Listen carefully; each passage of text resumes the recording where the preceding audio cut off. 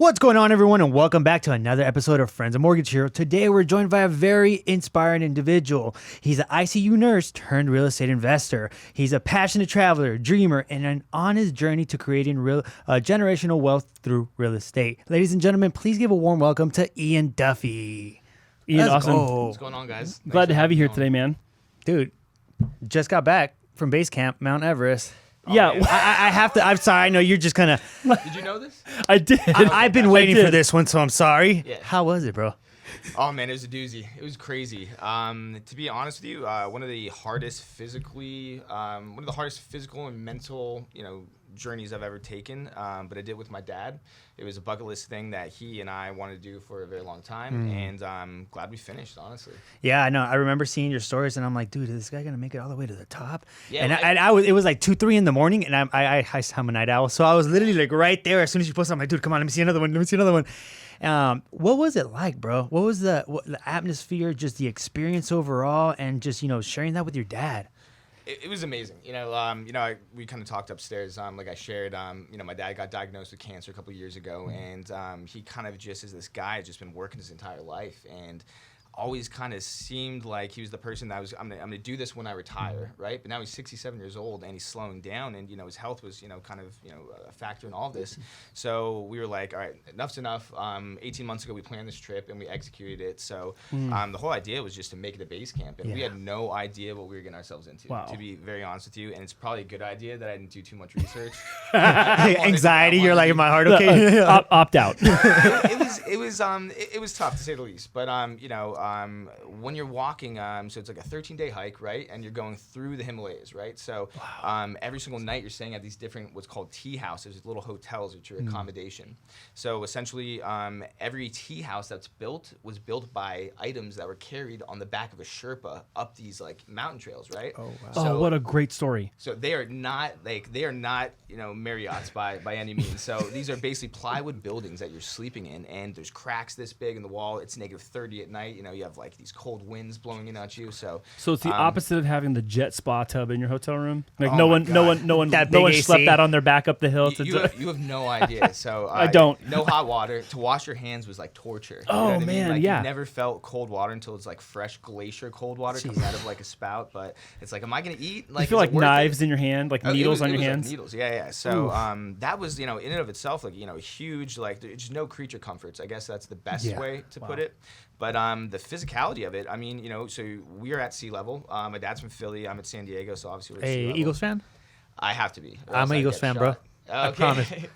Yeah, they're, I support the Eagles. I support all the Philly teams. I'm not as crazy as your typical Philadelphia Eagles fan, but the Philly's always going to be home, so, it's definitely a pastime. But I was going to say, so it's just like the actual hiking part. So altitude is without a doubt one of the most humbling things I've ever experienced. So we're hiking 10 hours a day, and we're going higher and higher in elevation. And the rule of thumb is never, go in altitude more than 500 meters in 24 hours.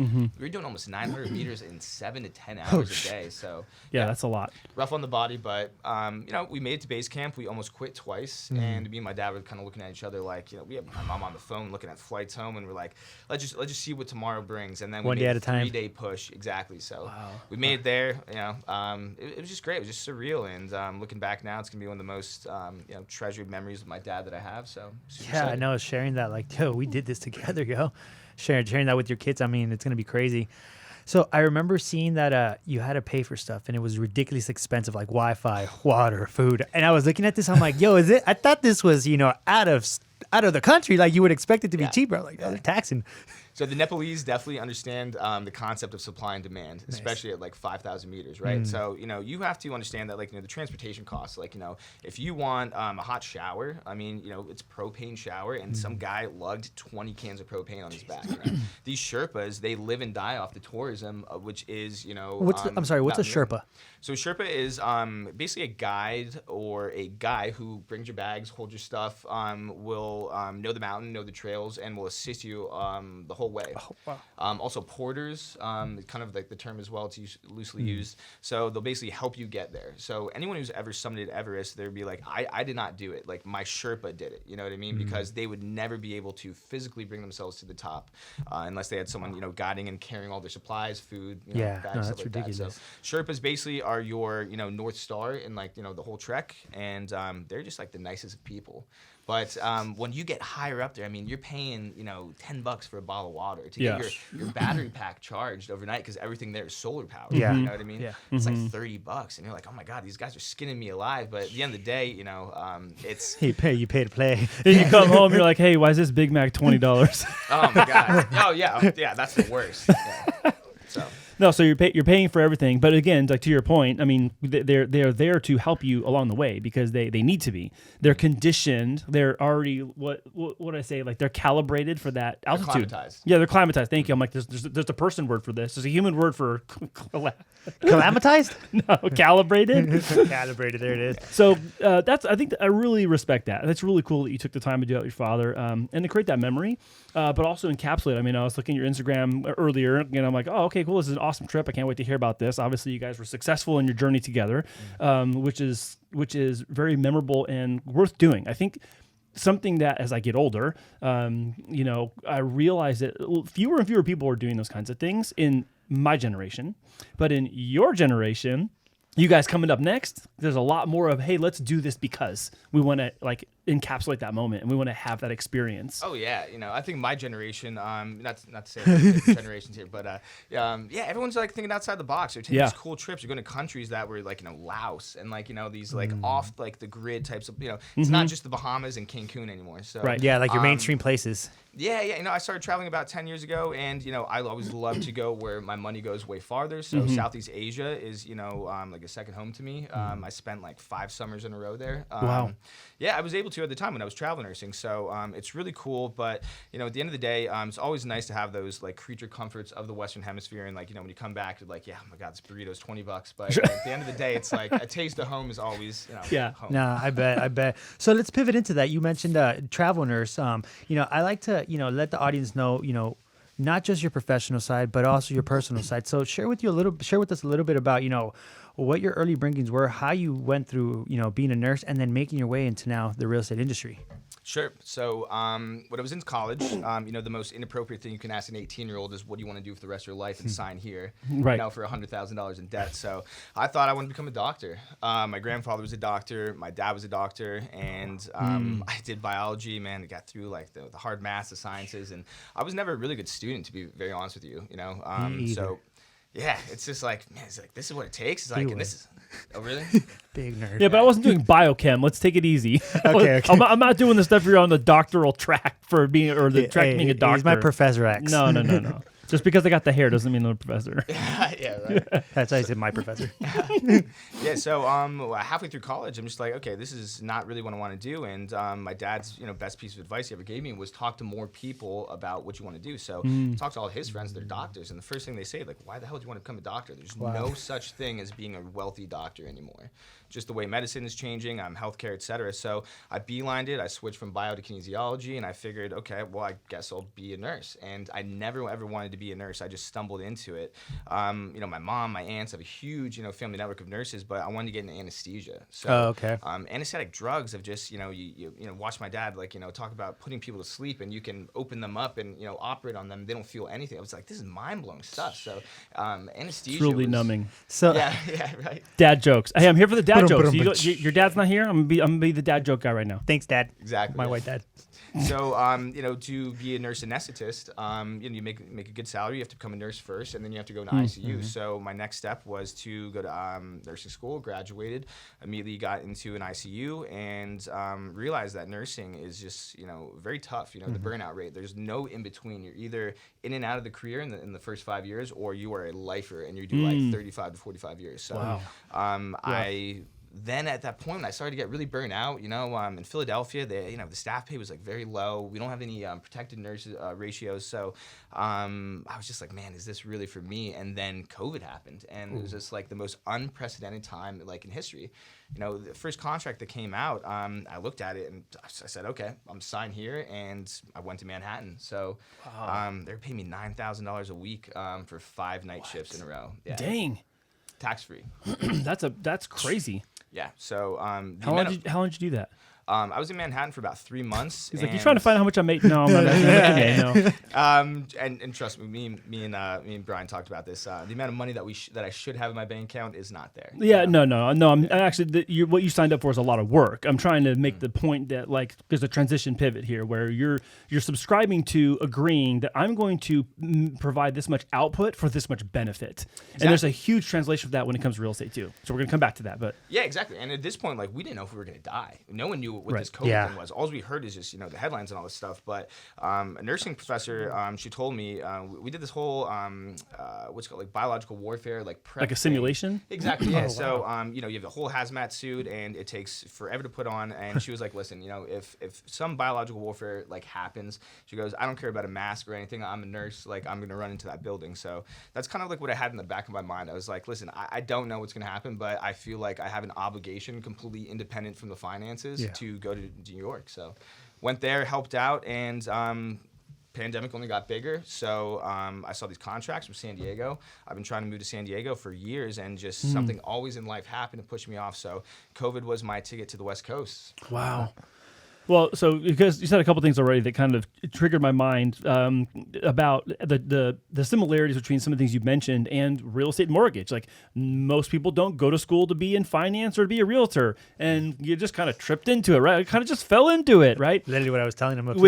We had another guest of ours, a longtime friend of ours, who's a veteran and a realtor named Travis Winfield. A couple episodes ago, these guys were asking him like, what would your advice be to someone who's trying to get in real estate? And he's like, talk to more people and try to talk you out of it first. He's like, I'm going to try to talk you out of this before I'm going to try to talk you into it. Exactly. It sounds like your father was giving you kind of that same advice. It's like, do you really want to join the dark side? Are you sure? And you're making the point too, like when, most people are going to be out in the first 3 to 5 years, but if they're not, they're going to be lifers. And I see that in real estate a lot. Like I was mentioned right before we went on air, William and I, we've been at this since 2005. So it's year 19 for me. Mm-hmm. So it ain't year 3 or 5 and I'm going to quit. I'm already past that. I'm well past that. I'm well past that. And being a lifer is fine, no matter what. As long as you like your job and you get out of this rat race, you know what I mean? Mm-hmm. Like this hamster wheel that just people go along. And I feel like, the same thing in nursing. It's like, people get stuck because, all right, it's not that hard to get a nursing degree. It's a 2-year program that I can make $100,000 plus a year, depending what state I'm in. Mm-hmm. But, there's no exit strategy. These people just spend their money and they never save. And now you have these financial institutions that just dangle this pension in front of your face, and these people hate their jobs. They talk about how many years they have left like it's a prison sentence. Mm-hmm. So, for me, I feel like, being in real estate now, it's like realtors are the same thing. They live commission to commission, escrow to escrow, and they never use that money to do something financial and grow with it because we are not taught in high school or college, how to grow, money, how to generate wealth. There. And that was literally one of my questions. Like, do you feel more realtors should also be investors? 100%. Yeah. You should not. If you have a realtor that's not an investor, I mean, to each his own. But like we spoke about upstairs in your office before the podcast, there's two different types of realtors. Realtor A is okay. Where can you see your kids? Playing in the backyard. Do you like this house more? It's more of like an emotional buyer. But I come from the lens of an investor, and I'm like, dude, I'm all about numbers. I'm all about loopholes. I'm all about tax mitigation. How can we make this first house be your second career of the income as you just live in a building? There's food, water, and shelter. We're in the shelter business. You need a place to live. So this is a perfect vehicle for you to have this lifelong career that you might not love, to use your time for dollars at first, but reinvest into something that's going to grow way bigger than you could have ever imagined. Yeah, it's crazy that you said that, because we were just saying the exact same topic on our other podcast, that nowadays our generation is like, well, how can I profit off this? This will rent, that will flip. Like I look at people look at houses like, well, that's going to be a good investment. I could probably hold that for 3 years. And the older generation, not talking anyone down, they're more like, how do I see myself in 10 years here? So it's a different perspective, when I feel our generation is looking for freedom, comfort in the way that allows us to still have the same status, but not, give up everything that we want and be a slave to our work. Yeah. Exactly. And the biggest motivating factor in all of this and like where I'm at in my life right now was my father. You know what I mean? So, he's made a very large, sum of money, like, his whole life, but his net worth is nowhere near what it should be. You know what I mean? Because you see it a lot in healthcare, these doctors that, you take your 20s, this decade that's supposed to be one of the best decades of your life, and you just give that up to school, right? And you get yourself into so much debt. And once you start making the money, you just work. I mean, if you put in You're all servicing that debt. Yeah. your entire Basically. life, right? Now you're just playing That's a good way catch to up. put it. So most doctors don't hit the green until 45. I mean, Yeah. you think about it. You want to start like a family. You want to get married. I mean, you push back all these like debt payments as far as you can because just life happens. So Bill's gonna come due though. exactly. So I see my dad now, and it's like for all this work and effort that he put in, it's like why are you still working at 67? And why is your net worth $3 million? It should be $15 million. But you see it with these high W-2 income earners, especially in healthcare. They just are financially illiterate, right? Because no one teaches them the blueprint. Yeah. I remember many years ago, I've been in business networking a very long time. And business networking is also another thing that is not really well taught in school, in regular college. In business school, they kind of talk about it, but it's more of a nod like, yeah, you could network, but actually doing effective networking. But what was interesting to me is that having done networking for so many years, I run across so many folks who are great at their profession and they're terrible at running their business. My dentist is an outstanding practitioner, but he's a stronger dentist than he is a business owner. So someone else has to do the owning part for him because he's doing that technical proficiency part with excellence. And that's common in real estate too. I see it all the time with people. Like you're a great realtor, you're a great agent, you're a great loan officer, but can you run a team? Can you run a company? Can you oversee a branch? Can you supervise and manage a team of people? And that's a different skill set. A lot of people can't do that, and it's no problem if you can't do that, but find someone who can. You know what I mean? Yeah. So like you want to, the old saying is if I had 12 hours to chop down a tree, I'm going to spend the first 10 hours sharpening my axe. Exactly. So no different in any aspect of life. If you're trying to lose weight, if you're trying to improve your relationships with your family, your friends, trying to network, if you're trying to make more money, it's like, how can I be the most efficient at this? And if I cannot run the blueprint, if I can't be the quarterback, I'm going to find someone who can, so I can literally reap the benefits of my labor. Yeah, I think part of that is being aware of what system you're trying to run, what plays you're trying to run, and then where's your position on the field. And sometimes people are trying to be on the field and they should be on the sidelines calling the plays. And that's what I would say. Sometimes being a leader doesn't mean you have to take every single play. You have to go and do it yourself. Sometimes being a leader is putting the right people at the right places so that as a collective, you guys could go out and win that game. Yeah.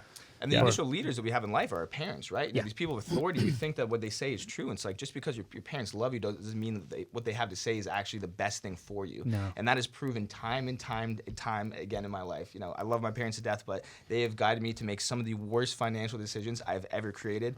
And, you have to make these mistakes to learn from them. So once I got into real estate and kind of pivoting and seeing, the other side of trading time for dollars at first, but then being able to use a vehicle like a hard asset in real estate to grow that money, it's like, this is, how am I 31 years old or how am I 29 years old and I've just found this out? Yeah. And that's happening a lot. Again, that's happening a lot in your generation. But I'm telling you, from the one generation ahead of you, there's a large majority of people who have regrets that they didn't learn sooner, or then they learned and they didn't do sooner. So it's kind of they're not always together. Some people are just like, yeah, I just regret I didn't do it, right? And then some people are like, well, I didn't even know.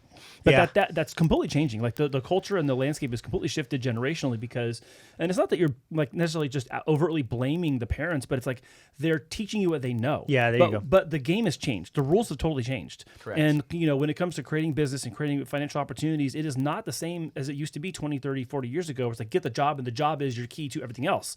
It's the freedom that you can get from the type of income you make and the way that income stream comes to you.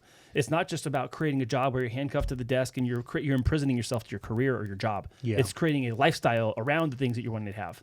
Correct. And, the platform has changed. The game has changed. Social media, this day and age of YouTube, it's like who needs a college degree? Right. Everyone that I went to prep school, right? It costs a lot of money to go to. I was in a small class of 30 kids. Me and maybe 3 or 4 other people are the only people doing anything significant, past all this preparation, all this training. So, if you, exactly. So, if this day and age, I look at this, I'm new to real estate in the last couple of years and lending and all that stuff. But, if I have 5 years to, make myself set my financial blueprint, or my footprint, if I cannot do that, then I failed myself. All these resources are here. I have networking. I have social media. The amount of information you can learn on TikTok about real estate investing these days is insane. So our parents didn't have these. So to not discredit them. And to that point, I was going to say that's where I feel they got handicapped, and no fault to them. They just didn't have the tools and resources. So by default, they're just passing down information that it was credible for them when they got that information. And the best advice that they could give us is the advice that they got. But thank you for sharing that, because it's a true honesty. Like, you want to make your parents happy. You want to say, hey, yeah, I'm going to follow your footsteps. But then as you grow older, you start realizing they did their best job to get you to where you're at, to teach you what they want to teach you. And they themselves don't always have it all together. But that's what I've learned from being a parent, that I'm like, I'm going to try my best, and I'm going to do whatever I can to give them those opportunities. And now having, those resources, it's a lot different ball game. And now we can equip them with different tools, different mentalities, so that the new game, the new platform, they can succeed in it. Yeah. You make the best call with all the information that you have at hand, 100%. and that, hindsight's 20/20. So, like I said, and when I become a parent, I know that I'm going to make a lot of mistakes, and that's why I'm not going to hold my dad, to that hard. We were just talking. No, I was going to say, Ian, you brought up hindsight is 20/20, and I see your Ducati key tag here. So that means you go fast, number one. You like nice bikes, number two. And there's commonly people in your rearview mirror. Yep. So complete impulse buy, as now that we talk about liabilities and not assets. So as I'm thinking about, the past 2 years, how much, work I put into myself, my self-improvement, my business, changing my lifestyle, changing my circle. Why do I worry about all this stuff? I'm just going to die going 100 miles an hour on the interstate. So it is for sale. Anyone out there wants to buy it. You got it. Hey, there it is. There we go. We talked about I sold the bike on the show. Let's go. So you like speed, though. I can tell already. Yeah, I like speed. I like nice bikes. It's a part of me that will never grow up. Yeah. So is that going to translate into a fast car then? Yes. After I buy 5 houses. Yeah. After you, okay, so you had a marker Delayed for it. gratification. Which one is it, and why is it going to be the RS6 Avant? Oh my God. Is that your car? No, I just know that you drive an Audi, and I was like, this guy has to like the RS6 if you got a Ducati tag. Yeah, I mean, I don't know, man. The R8 is pretty up The there. R8's awesome. Yeah, but the badass. R6 is just as fast and carries people. You know what I talked about with Brian earlier? It's like, I was able early in my life, I was able to have a lot of financial success very early on in my life, but I bought all the things that I did not need, and I felt no different when And that's had common. them. That's awesome. Yeah, That's common. A exactly. lot of people do that. Exactly. And there's no gratification in it. Exactly. And I just look back, all these lessons that people, don't learn until they're 50 or 60 years old, buying the sports car, buying all, the jewelry, all this other stuff. It's like I learned that so early on in life, and I'm so much better now as, this vision of, it's not what my money can buy, it's what my money can earn. Yeah. And that is the mindset shift. And if it's passive, it's at no net expense to you. So get the R8. Yeah, right. It's a tax write-off, depending. 600-pound vehicle. Come on, we're going for the G wagon. The G. That's my boy. Let's go. We're gonna go big. We're gonna go big. Oh, Go big or go home. you want the lease with the tax write-off? I got you. Okay. Everyone's making cars. I mean, Lamborghini just had a car. It's like 6,005 pounds. Right. It's so you can get the tax write-off. No wonder you see all them Lamborghinis now. Yeah. Tax write-off. Lease. So earlier you mentioned that Southeast Asia is like your home. You have a project in Bali. Correct. Tell us a little bit about that, bro. So my project in Bali. So I have no shame in saying that I made a very bad financial decision, right? So Bali has been my home for 5 summers when I was travel nursing. I was making such a good salary that I only had to work 9 months out of the year. And to my defense, a lot of that 9 months was overtime, and it was during COVID. And the burnout was just so unreal, and I think I have a thicker skin than the majority of nurses out there, but I was like, man, I know every summer that was just my escape. So I would go there for 3 months and just absolutely fell in love with it from the first time I went to Bali. If you've never been there, go. It'll change your life. But I sat in the sidelines for years and just meeting all these affluent businessmen out there. They were buying these hotels, buying these, pieces of land, and they were making money hand over fist. And a lot of it was strategically placed around the pandemic. These the GDP in Bali is just 80% tourism. So when all the borders were shut, these people quite literally starved. Yeah, so right. they had to sell their land for cents on the dollar, and these people who helped them out financially in some way took advantage of them. And I just watched them make money year after year, and they have these short-term rentals. A lot of them not get into tax evasion, but there's a lot of tax strategies that a lot of these people are using, and that's what I was introduced to. So in September, I went out there, and I met with the developer, checked out a piece of land and a project that he was developing, and it was something that I could not afford, but I was like, oh man, if I can do this, I sat down, I underwrote this guy, you wouldn't believe. I went in and out, did the numbers 100 times, and pulled the trigger. I wired him 10% of the entire project price. And then 2 weeks later, I'm home on U.S. soil. I get a phone call. Hey, laws are changing. You got to get back here. And I'm like, oh, man, like, what did I just do? So they're making it so much harder because of this rapid expansion in Bali to make it harder for investors to actually go there and create their version of LLCs, PTPMAs. So essentially, I made an emotional investment. Did the numbers work out? Absolutely. Was it a huge risk? Absolutely. But I thought my rental income every single year was going to pay the mortgage on a $1 or $2 million house that I was going to buy here. So long story short, I still have the property. I'm still deciding what I want to do with it. I'm still the owner per se. It's 50% done right now. But at the end of the day, I made that Harvard lesson. I might have lost $35,000 to learn not to make an emotional investment ever again. And One of the toughest lessons you'll probably learn. So what kind of project is this? Is it a short-term rental, you're saying? Short-term rental. They're luxury villas. They're each $450,000. And the rental income, Airbnb, if you look on AirDNA, Bali, Indonesia is the only place on planet Earth that has a rating of A+, right? And even their submarkets. I did not know that. I did not know that. Oh my God! Bring up interesting. AirDNA, it'll blow your mind. So Manhattan, for listeners out there, to give you an idea, people think Manhattan real estate is great. Manhattan's like a B-. San Diego's wow. like That's a interesting. B-. Oh, wow. Exactly. So the short-term rental game in Bali, Indonesia is the hottest on planet Earth. So that was a huge driving factor in like my numbers and underwriting the deal. But essentially, it's a lot of money. I did not have the capital to make that biggest step, and I put all my eggs in one basket. Okay. Wow. Well, Been there before.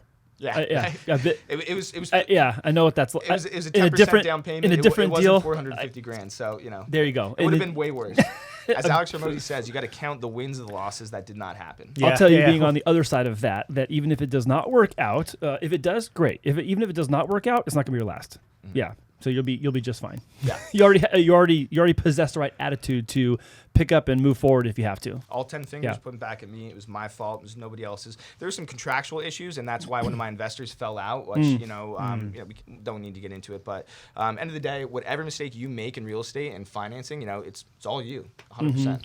I mean, you take the risk, like you said, you underwrite the file. You know what you're getting yourself into at the end of the day. Yeah, your emotion might get in it because you really want it to go through. But, at the end of the day, it's the risk that you take and you know what you signed up for. Exactly. And owning it, I mean, that just shows that, you got that character that, hey, I learned, but hey, I learned and I know I'm not going to do this again. Expensive lesson, but yeah. So bringing it back to the States, I know you mentioned that you're also having some projects out in Las Vegas. Yes. So actually, one of the people that first got me into real estate was a guy who started out doing mortgages. He was a loan officer, and he got into development, right?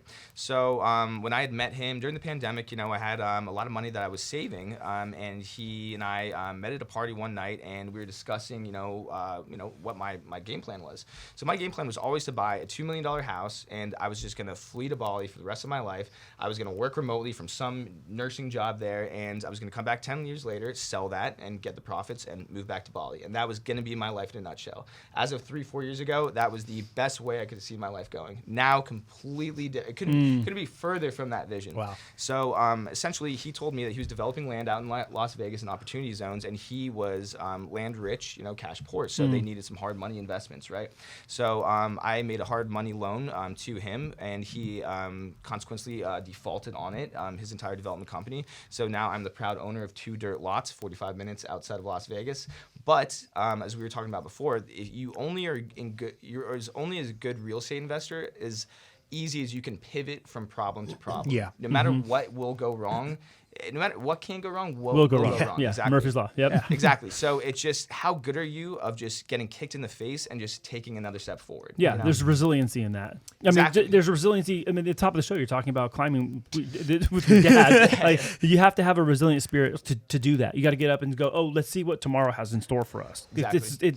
It's a direct line translation to when it comes to real estate and investing and even being in business. It's like you're going to get kicked in the teeth. You're going to have some hard days. There's going to be bad days. There's going to be days you think, I'm about to have the best day in my life. My schedule's bang, bang, bang, bang. And then a call comes you don't expect. I mean, what are you going to do? You got to be light on your feet. You got to be swift. You got to be able to pivot fast. I think it's all in the attitude and how you take that energy and just kind of re-put it back out there. Like, okay, I didn't get this one, but shoot, fuck it, pivot. Let's keep going, moving forward. Exactly, and that's the attitude you have to have. And thank God that I have a friend like I do who's the developer, and he's teaching me now how I'm in the process of credit stacking, cleaning up my credit profile. I'm going to get a couple $100,000 loan. I'm going to build out 2 houses right outside on those lots, and when I sell them, I'm going to net about $130,000. So my $60,000 investment 2 years later get me $130,000. That's a pretty good investment. So what could have been the worst day, like, oh my God, what am I gonna do with this dirt? Turned out to be a blessing. Right. Exactly. So you pivot and you just take problems and you keep walking forward. But I'm going to tell you something you don't know, but other friends of ours who have come on this show who are real estate investors, they started like that. It was either they bought a dilapidated building for my friend Ivan, who's been on this show. I mean, he was doing real estate investing after the collapse happened. And he was like, I don't know what I'm going to do. I'm going to go to Arizona for the weekend and go see my friend. And while he's there, trips on this like multi-unit property for 40 G's. And then that became his stomping ground. And he built like this radius, this circumference, like around that main place. And for years, all he did was gobble up multi-unit places. They had hundreds of doors. Wow. And now it's down to 100, but still he's out doing what you're talking about doing. He's got 100 doors, providing for his business, his life, his other business, and other things, right? But it started with that first one. So you have to be willing to stick your neck out and go, okay, I'm willing to do the first one. I'll put my money where my mouth is, let that one roll into the next, into the next, into the next, whether you're 1031 exchanging them, whether you're actually taking the cash and reinvesting things.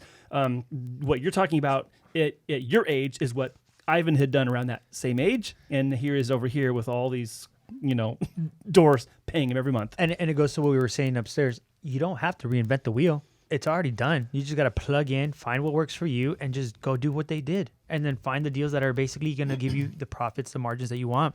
And that's what I learned to like about and love about real estate, actually, that there's so many different ways to skin the cat. You don't have to be just a realtor. You don't have to be just a lender. There's so many different avenues. You could be an investor. You could be a wholesaler. You could be a developer. You can literally be anything that you want. And different ways, and there's so many ways, but we're so conditioned and taught that it's only 1 2 ways. Yep. That happened when we had another one of our friends, Chris Aguilar, was on the show a couple weeks ago, and Chris was talking about like the same week we recorded his episode. He was like, "Yeah, I had 2 calls, which could have just been listings only, but then because me and my construction company, my investment group, and this, we turned 2 deals into 6." So I was like, oh, we turned this one.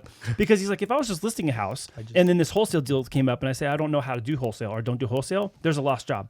If someone calls me and goes, oh, yeah, I need to do an ADU or I need to convert this or build an accessory dwelling unit on my house, right? Or a garage. Oh, I only list homes. He's like, I had what would only be 2 deals for some people turn into 6, and it's only in 1 week. And it's because of that versatility that we're talking about, flexibility, but also like striking while the iron's hot and taking those opportunities. Absolutely, and networking is such a huge part, like piece of this. I mean, referrals. I mean, just the knowledge. When I first got into real estate, I just I did typically what the average person starts out with. They go to networking events, meetups. I remember like my first networking event. I was like, dude, what is cash on cash? What is a lender? What is escrow? Like all this other stuff. And it's funny. It's funny because the learning curve is not that steep, but once you get there and you shake enough hands, you open up the doors and possibilities to all these other avenues of income and revenue streams that you had never once tapped in. And this is totally independent of your W-2 career job that you went to school for. Right. You know what I mean? So you can have literally, you wear so many hats in this game, but you have to be hungry for knowledge. You need to be hungry to network and have people that do ADUs, lending, foreclosures, cold calling, wholesaling. You have to be a man of many hats, but those people will always be the guys too. And I think it's really difficult when you don't have those, that open mentality mindset where it's like, yo, I can learn. I'm a student to the game. I'm going to be able to take in the information they give me. But at the same time, it also comes from a skill that you have to hone in. If you have one skill, like for me, I love talking to people. I like building relationships. That's the one skill that if they ask me like, hey, Brian, what's your one superpower? I'm going to say the way that I network, the way that I make people feel. I love that you said superpower. Yeah. So for you, bro, what would you say if the president was giving you a call and they say, hey, Ian, we need your area of expertise in this precise subject? what would that subject be for you, bro? What's that superpower? I'm gonna be the guy to get 20 of the world's top leaders in the same room, and they're gonna be like, oh man, I don't know about this. I got something else going on. But like, yo, it's gonna be a hit. You gotta be here. Like, you know, I'm the emotional intelligence guy. I'm good at, you know, getting people in the room. That is my superpower. Like Nice. we spoke about, like, you know, I feel like we have emotional intelligence, and that is a lot of what this business is about. Because, you know, you can call up the phone, you know, pick up the phone, call 100 different lenders. Why are they gonna choose to work with you? Same thing with realtors. There's a lot of guys like me that can run numbers and just show you results. But, you know, people foster relationships between these brokers and all these other independent, you know, aspects of real estate, and that is what really determines your success. You need emotional intelligence. You need to be able to work with human beings. We're not computers, and that's a skill not a lot of people have, unfortunately. And I don't know that you know that. You certainly don't know this because I haven't shared this. Devin shows you, and I don't know if you know this, Brian, but you know, many years ago when I was invited to a table that I probably should not have been invited to because I didn't meet the qualification to sit at Those that are table. the best tables. I was just happened to be at this table, okay, and I was sitting next to this guy whose family was very wealthy in the billions, and I asked him, I said, you know, there seems to be a threshold where when money doesn't matter, what does? And he looks at me and he goes, when you can write a check for anything that you need or want, it comes down to who do you trust to do what they say they'll do. And that is so true when it comes to real estate too. Like you can make all the claims in the world, but in the end, there's a ton of lenders, there's a ton of realtors, there's a ton of investors, but who's going to do what they say they can do and what they will do when you give them the keys to go do it? And that trust element and that credibility is what pivots and turns into profitability and I'll say revenue at the end of the day, because without trust, you're going to be here today, gone tomorrow. And I know that's just like a saying, but it is true. Doesn't matter what business, what industry, if you lack trust and integrity, you're going to be gone. And I love that you said that because we are always told that, okay, you're getting into sales, you're getting into real estate. Oh my God, like, you know, this is a cutthroat industry. And I've learned in a very short amount of time that the people that have warned me about those types of people are in fact those people. Yeah. You know what I mean? Like I've had a couple of mentors before, and, you know, I will have many mentors in my life, but just because you think someone has, you know, your best intuition, like doesn't always, you know, prove to be true. So there's one guy who really, really struck a chord with me. He's like, just do right by people and be accountable. It's the only two things. And that guy's one of the most successful guys I know, and you know, it's something that I want to base my business off of, and that's just me as a human being. Similar to that for me, when when I go and meet a new client, I say, how can we become friends? You know, how can I get the fastest way so you can trust me? And then now the conversation that we're having is an actual conversation where we can actually talk directly to each other. We're not hurting each other's feelings, but it's like you're my friend and I'm giving you that advice that you wish somebody could tell you just very straight up without hurting your feelings.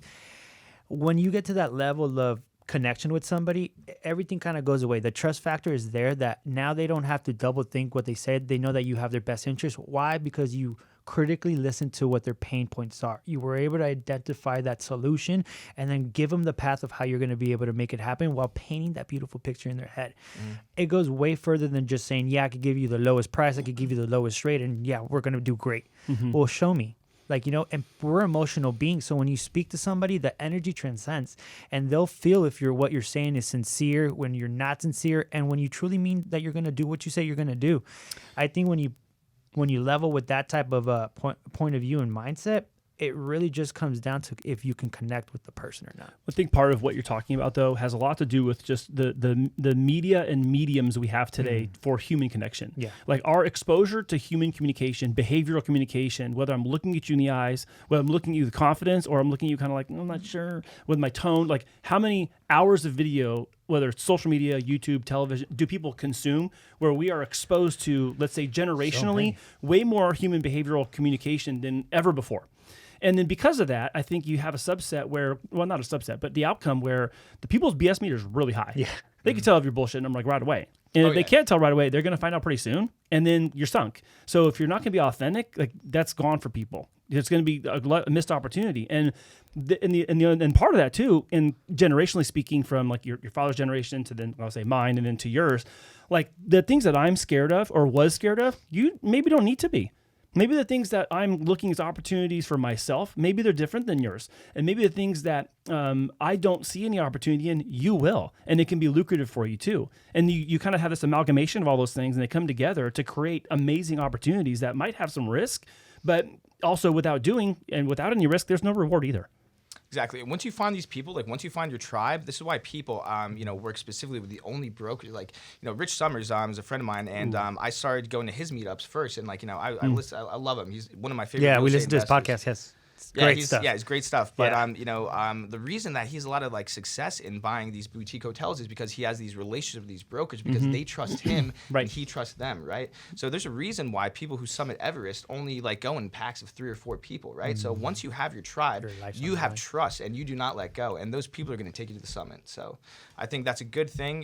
Just to your point about human connection and why trust in this business is so important, and it's always going to be client over commission, and that's what is driven in us from day one, and it proves to be true. Someone should tell the NAR lawsuit that. Yeah. Oh my lord, yeah. Profit. No. Purpose over profit. Dude. Right in line, bro. Exactly. But that NAR lawsuit, real quick, the 6% commission thing, I really do. And somewhere, I know it's on the internet somewhere, Ian. Someone needs to reveal how much the attorneys made because it was more than 6%. Yeah. And we're gonna- What's the percentage count then on that, huh? Yeah, I'd be interested to see how much that actually settled for. So I'll take it as a contingency, 30% contingency. That's fine. I'll take it. So speaking about how you said when you were, at Everest, it's all about trust. What have you learned from, going to multiple different countries that, changes your perspective when you come back home? I'm gonna have to think on that. So I think I am the way I am today because I started traveling 10 years ago, right? So everything that I've learned about emotional intelligence and connecting with other human beings, I've gotten from meeting complete strangers, trusting those complete strangers, getting screwed over by some complete strangers, So I've developed, my BS radar is very, very good. And I have a skill of looking someone in the eye and right off the bat, I can tell if you're a good or bad person. And, sometimes that proves to be wrong. I think a lot of, the times I judge people too quickly, and that's something that I'm also trying to work on and have been for 10 years. But when I go to other countries and I just meet and see people from all different walks of life and just different backgrounds and upbringing, it makes you really kind of adopt a little bit of those people into yourself and to your personality and how you carry yourself in front of others. And I take away from all those experiences, and I think that's what allows me to. Sorry. So your question again?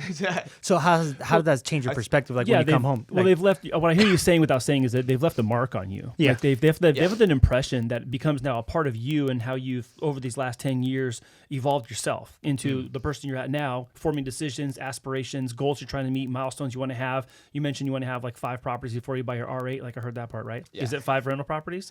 Yeah. Well, I'm gonna get a multifamily, but yeah. Okay. So, All right.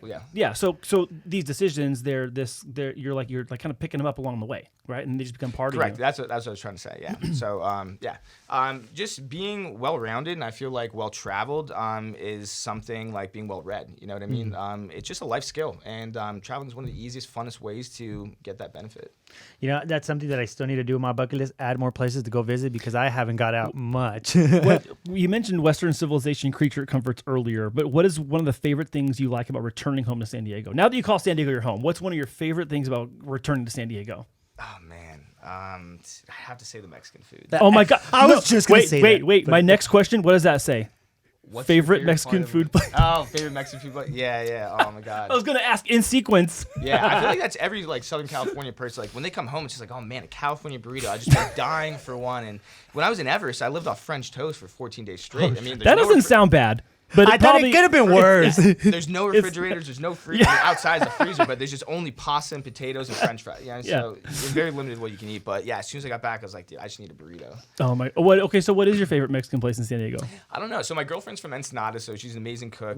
She does a Fish ton of- tacos. Oh my God, yeah. She's we love to go down to TJ and Ensenada and get some, Puerto Nuevo, all that stuff. But if I had to pick one place, Mike's Taco Club in OB. So that's Mike's where I Taco lived Club in for OB. years. Okay. Yeah, Interesting. stone's Shout throw out. away, and it just Okay. hits the spot. Whether it's a hangover cure or just hey, I'm just not having a great day. I just need some some Comfort comfort. food. Yeah, comfort Exactly. tacos. Yep. Yeah. Nice. We're gonna make that a thing in 2024. Comfort What you tacos. need a hug? No, I need some comfort tacos. Well, you see, the California flag now instead of the bear, it's a rolled up burrito. Yeah. Get that bear off that speaks flag. volumes, Yeah. Yeah. So when you're not real estating, when you're not investing, when you're not out traveling or climbing Mount Everest, what is Ian doing? Self-improvement. Nice. So year and a half ago, I had a light bulb year. was very complacent when I was travel nursing. I was making a lot of money, and I didn't need to change. Two factors that motivate people to change are pleasure or pain. I had really neither. It was a great time in my life, but there was no improvement. There was no growth. There was a period of about 3 years where I was just comfortable doing the same thing, and I got nowhere. And looking back now, it's just regret. And we talked about regret being kind of the biggest expense in life, and time being the most valuable asset. It's like, okay, so I know I want to travel. I know I want to enjoy my life and not work to see what my dad is. It's 67. So how can I do that? So now I feel like I'm playing catch up. So I spend a lot of my free time just reading books, listening to podcasts, working out, and just networking. And the more and more I network, ironically, my circle gets smaller and smaller. And one of my friends, he just said the other day, I was just listening to him, and the more people in your network, or I wouldn't say your network, but the more people you hang around, the more chances of being the average you are. And I'm a huge proponent in, you're an average of the 5 people that are closest to you in your life. So I'm just trying to level up and just do 2.0. But my girlfriend's on the same page with me. She's amazing. My friends now are just all real estate. If I'm not talking about real estate, I'm really not talking about anything. So just learning, and that's it. So my motorcycle and car question are off the table. I shouldn't have asked them. I didn't know. I haven't drove my bike in 4 months. So 4 months. Yeah, I got to switch out the gas. It's funny because I'm the guy that same thing. I'm at the parties. I'm looking to see where I could fit in that conversation of real estate, or who's looking to buy, or has something to do with something that's going to stimulate my type of conversation. And that's why they don't invite me to parties no more. It's like, shut this guy up. You need a new 5. You need a new 5. Yeah. 5 different friends who hold a different party every week of the month.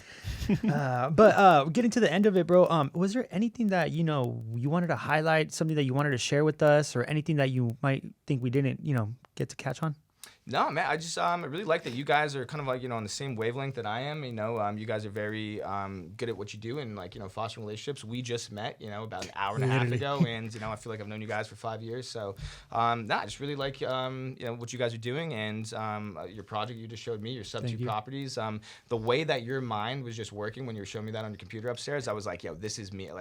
I love this stuff. I want to crunch. I want to see how much I can make off this. I can flip that. Yeah, it's like how much money can we borrow? What can we build? What are the loopholes? What are the zoning? So that is what really, really gets me excited these days. Nice. I'm just at the point in my life, where you have chapters, and I'm in a chapter of growth, and I love where I am at in life right now, and I'm very happy doing so. So I appreciate you guys having me on, and just chopping it up. We have a lot of folks who, they privately are doing some version of what it is you're already walking out, right? They have their career, right? You were doing travel nursing. We have people who are in the military, but they're also interested in real estate. They're trying to buy their first investment, or maybe they have their primary house. They're trying to buy a second one or get a multifamily. And we have a good handful of those people who tune in all the time. What would be something you would, what would you tell them, number one? But then number two, I want them to know how they can reach you if they have questions that pertain to what you're doing. So what would you want to tell those folks who are kind of at the onset of some of those decision-making things that you've already decided on? What would you say to encourage them, and then how can they reach you?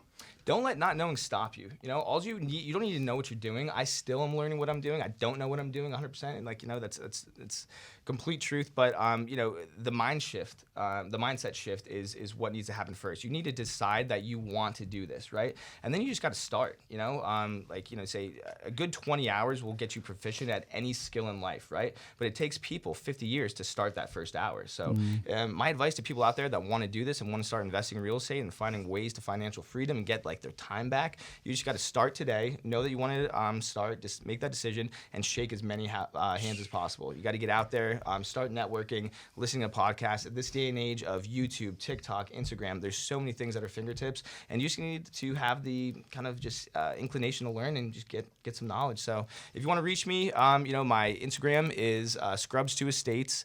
And you can reach out to me. I do sell real estate residentially. That is my day job at the moment, in the pursuit of development down the line. But I will be happy to sit down with you and give you some tips and tricks on how to start investing. I just purchased my first single-family home in January. I'm house hacking. I rent out to travel nurses. They cover about 80% of my mortgage, and that is the first way that you can start becoming a millionaire on the road to real estate investing. So if you have any questions questions on how you can start house hacking or how to find a property like that, you need a realtor that's actually doing it. So reach out to me, 100%. DM me, anything I can do. Knowledge is always free. I just want to help people get their financial freedom in order and get their time back. Ian, thank you so much, man. I really appreciate you sharing your story, your energy, your experiences. Thank you so much, man. We're definitely going to have you back because I know you got some big things in the works, and I can't wait to hear where you're at, bro. Appreciate you guys. Thank you, guys. And for everybody listening at home, thank you so much for the support. For everybody tuning in, we are out.